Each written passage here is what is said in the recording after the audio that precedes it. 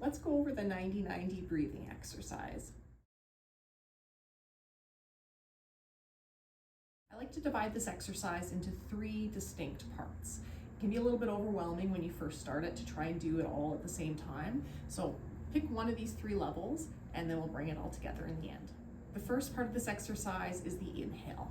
So we're going to be focusing on a 360-degree inhale, meaning our rib cage is opening in every possible direction. So we're getting expansion into the front, both sides, into your back, and then down into your pelvic floor. So full 360-degree inhale. Some things to look for during the inhale are that your shoulders aren't sliding up or that you're getting a hinge from the mid-back. The next component is the exhale. So there are a few different ways that I'll cue this if I'm working with somebody one-on-one. We can target more the internal obliques, the external obliques, transverse abdominis, lots of different ways to bring in whatever the person needs. But in general, as you're doing your exhale, you're going to create an abdominal brace. So bringing your rib cage down and in and flat. All 3 levels of your abdominals are flattening together, so lower, middle, and upper. I like to use the cue of an ice cream scoop. So if you imagine a scoop coming up and scooping out your abdominals, you're going to flatten from the lower, middle, and finally the upper to create a good brace. Things I'm looking for on the exhale are that you're not overloading your core, so you're not getting any lower belly pooching. It should stay flat at the very end of the exhale. The other thing is that you're not pushing extra pressure down into your pelvic floor, which again will be reflective of lower belly pooching, but you don't want to feel a heaviness down into your pelvis. I'm also looking to see how coordinated your exhale is.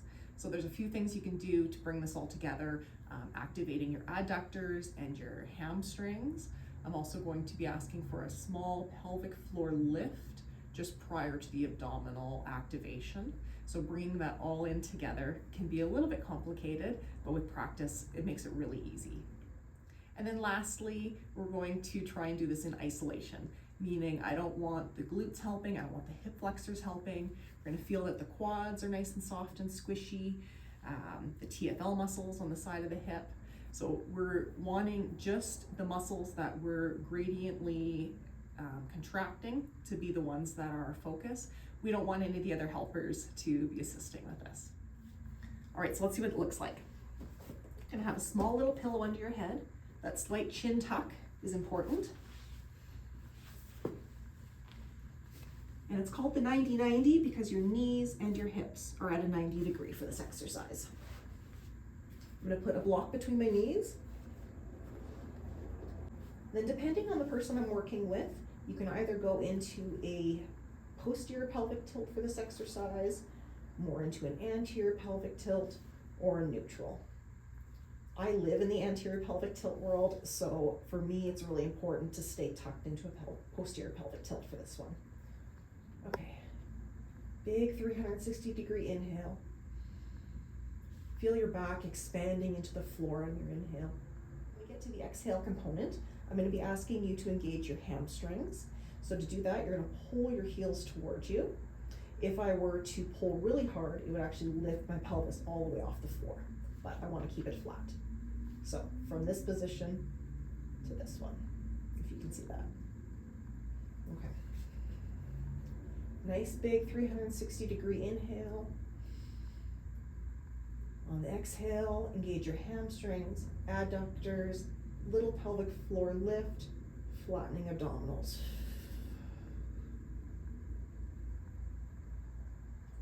And then again, inhale. Exhale, hamstrings, adductors, pelvic floor lift, abdominals. And then we're going to bring in the third component this time and make sure that the quads are nice and soft and squishy. TFLs on the side are soft and squishy. Hip flexors coming in around the front are turned off, and that my glutes are also soft and squishy. Okay. Inhale. Exhale.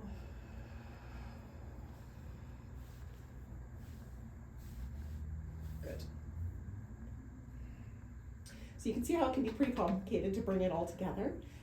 But I promise, with practice and just starting where you're at, just focus on the inhale for a few breaths, and then just focus on the exhale for a few breaths, and then make your focus that all the helper muscles are turned off. And eventually it'll all come in together. So I'm gonna do it again without talking this time, just so you can see what it looks like.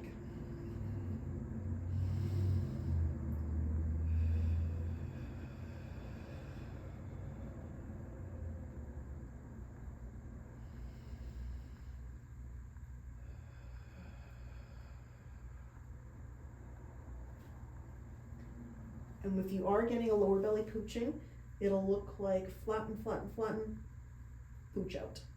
So we want flatten, flatten, flatten, stay flat without the pressure escaping through the lower TAs or out through the pelvic floor.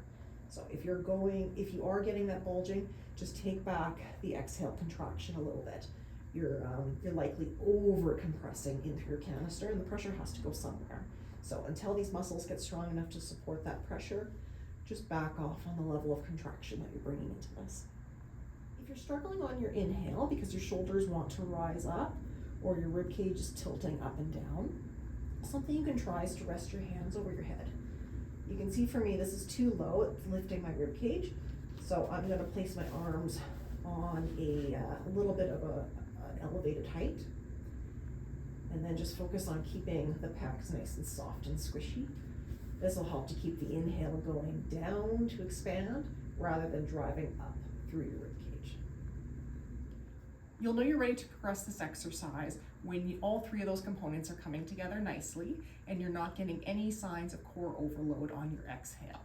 So signs of core overload would be the lower belly pooching, heaviness down into your pelvic floor, or if you're seeing any doming coming out through the midline.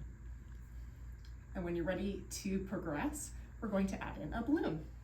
So how we're going to add the balloon in is we're going to have it in your mouth and just hold it. You're going to breathe in while keeping your lips sealed on the balloon. That's part of the exercise. Sealing the pressure into the balloon brings in the glottis at the back of the throat, which is the opening into the abdominal canister.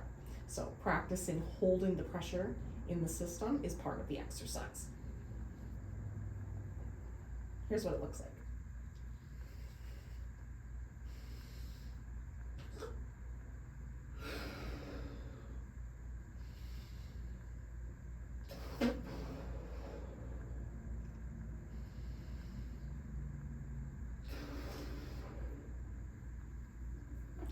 Gonna let the air out and start again. I like to do about 6 breaths at a time when I'm adding in a balloon, because you can start to get lightheaded if you are overdoing it.